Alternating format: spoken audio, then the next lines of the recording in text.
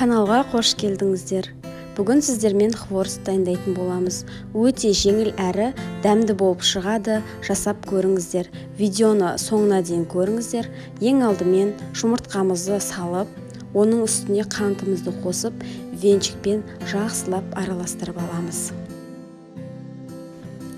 Мен жасап көрген хворсттардың ішіндегі ең кереметі осы хворост болып шықты. Қанты ерігенше жақсылап араластырып алатын боламыз. Електен өткізілген ұнымызды саламыз және де венчикпен жақсылап араластырып аламыз.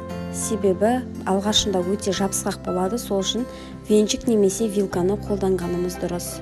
Содан соң басы бірге бастағанда қолмен араластырып, жақсылап жұмсақ қамыр илейміз. Еттің қамырына илегендей болуы қажет.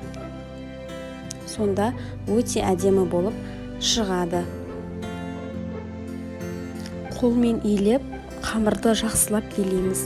Қатты болмауы қажет, немесе тым жұмсақ болмағанында дұрыс. Жаюға ыңғайлы болатындай етіп қоямыз. Қамырымыз жарты сағаттай тұрды. Жақсылап жайып аламыз. Етке жайғандай етіп, жұқа етіп жаямыз.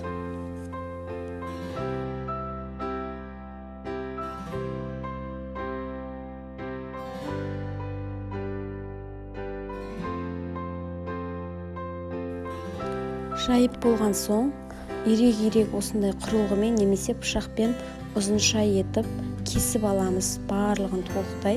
Осы екі ортада майымызды қыздырып дайындап қоямыз.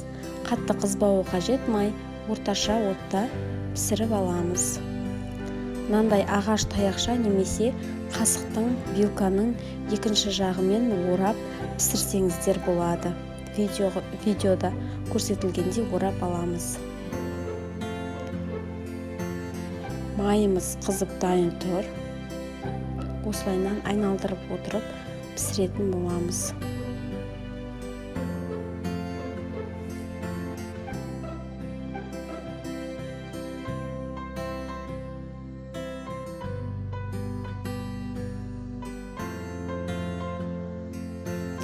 Екінші бетінде аунатып, екінші бетінде пісіреміз. Және де табақтың бетіне қағаз сүлгі қойғандарыңыз дұрыс.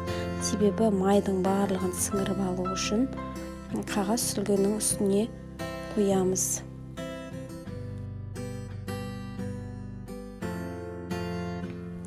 Осылайша барлығын бір-бірлеп пісіріп аламыз. Ағаш таяқшаның көмегімен бұның барлығы өте оңай жасалынады. Видеода қиын болып көрінуі мүмкін, бірақ өте оңай жасалатын процесс. Сондықтан жасап көріңіздер. Осылай розочка болып шығады барлығы. Қатты көп ұстамаңыздар, күйіп кетуі мүмкін. 2-3 минутта тез-тез піседі. Міне осымен біздің хворосттарымыз дайын. Каналға жазылып қойыңыздар. Әлі де көптеген рецепттер болады, сіздермен болған. Қымбат.